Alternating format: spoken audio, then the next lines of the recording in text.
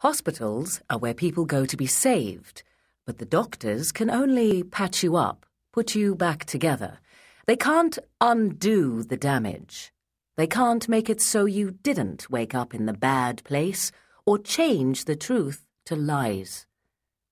The nice doctor and the nice woman from the SART, Sexual Assault Response Team, couldn't change that I had indeed been raped. The fact that I couldn't remember it, because my uncle had used a spell for his date rape drug, didn't change the evidence that they'd found in my body when they did the exam and took the samples. You would think being a real live fairy princess would make your life fairy tale-like, but fairy tales only end well. While the story is going on, horrible things happen. Remember Rapunzel? Her prince got his eyes scratched out by the witch, which blinded him. At the end of the story, Rapunzel's tears magically restored his sight, but that was at the end of the story. Cinderella was little better than a slave. Snow White was actually nearly killed 4 different times by the evil queen.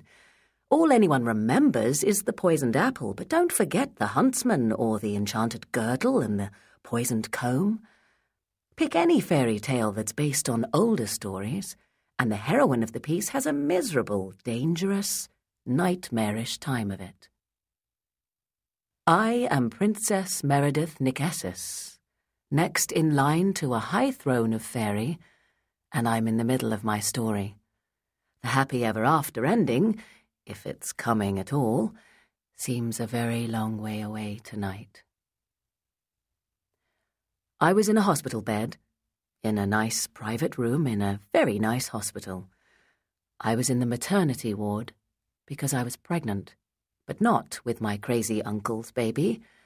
I had been pregnant before he stole me away, pregnant with the children of men I loved. They'd risked everything to rescue me from Tyrannus. Now I was safe. I had one of the greatest warriors that Fairy had ever seen at my side. Dole, once the Queen's darkness, and now mine. He stood at the window staring off into the night that was so ruined by the lights from the hospital parking lot that the blackness of his skin and hair was much darker than the night outside. He'd removed the wraparound sunglasses that he almost always wore outside, but his eyes were as black as the glasses that hid them. The only colour in the dim light of the room was the glints from the silver rings that climbed the graceful line of one ear to the point that marked him as not pure blood, not truly high court, but mixed blood, like me. The diamonds in his earlobes sparkled in the light as he turned his head, as if he'd felt me staring at him. He probably had. He had been the Queen's assassin 1,000 years before I was born. His ankle-length hair moved like a black cloak as he came toward me. He was wearing green hospital scrubs that he'd been loaned. They had replaced the blanket from the ambulance that had brought us here. He had entered the Golden Court to rescue me in the form of a large black dog. When he shape-shifted, he lost everything, clothes, weapons, but strangely, never the piercings. The many earrings and the nipple piercings survived his return to human form, maybe because they were part of him. He came to stand beside the bed and take my hand, the one that didn't have the intravenous drip in it, which was helping hydrate me and get me over the shock I'd been in when I had arrived. If I hadn't been with child, they'd have probably given me more medicine. For once, I wouldn't have minded stronger drugs, something to make me forget. Not just what my uncle Tyrannus had done, but also the loss of Frost. I gripped Dole's hand, my hand so small and pale in his large, dark one. But there should have been another one beside him, beside me.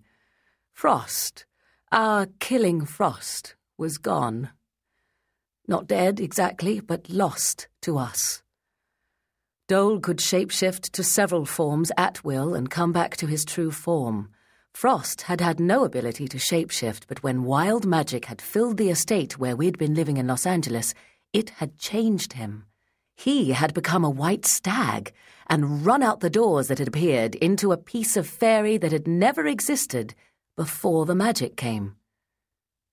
The lands of fairy were growing instead of shrinking for the first time in centuries. I, a noble of the high courts, was with child. Twins. I was the last child of fairy nobility to be born. We were dying as a people, but maybe not. Maybe we were going to regain our power. But what use to me was power? What use to me was the return of fairy and wild magic? What use was any of it if Frost was an animal with an animal's mind? The thought that I would bear his child and he would neither know nor understand made my chest tight. I gripped Dole's hand but couldn't meet his eyes. I wasn't sure what he would see there. I wasn't sure what I was feeling anymore. I loved Dole, I did, but I loved Frost too. The thought that they would both be fathers had been a joyous one. He spoke in his deep, deep voice as if molasses and other thick, sweet things could be words. But what he said wasn't sweet. I will kill Taranis for you. I shook my head. No, you will not. I had thought about it because I had known that Dole would do just what he'd said. If I asked, he would try to kill Taranis, and he might succeed, but I could not allow my lover and future king to assassinate the King of Light and Illusion, the king of our enemy court.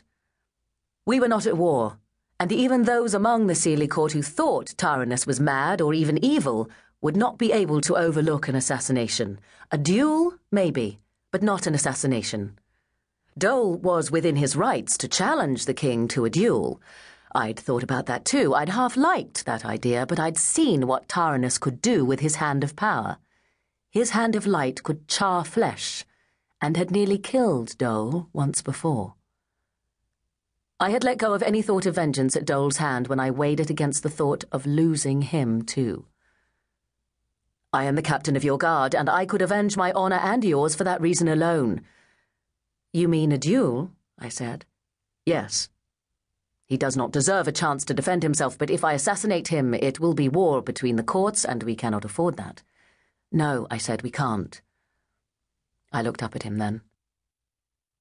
He touched my face with his free hand. Your eyes glow in the dark with a light of their own, Meredith. Green and gold circles of light in your face. Your emotions betray you. I want him dead, yes, but I won't destroy all of Fairy for it. I won't get us all kicked out of the United States for my honor. The treaty that let our people come here 300 years ago stated only two things that would get us kicked out. The courts can't make war on American soil, and we can't allow humans to worship us as deities. I was at the signing of the treaty, Meredith. I know what it said. I smiled at him, and it seemed strange that I could still smile. The thought made the smile wilt a little around the edges, but I guess it was a good sign. You remember the Magna Carta? That was a human thing and had little to do with us. I squeezed his hand. I was making a point, Dole. He smiled and nodded.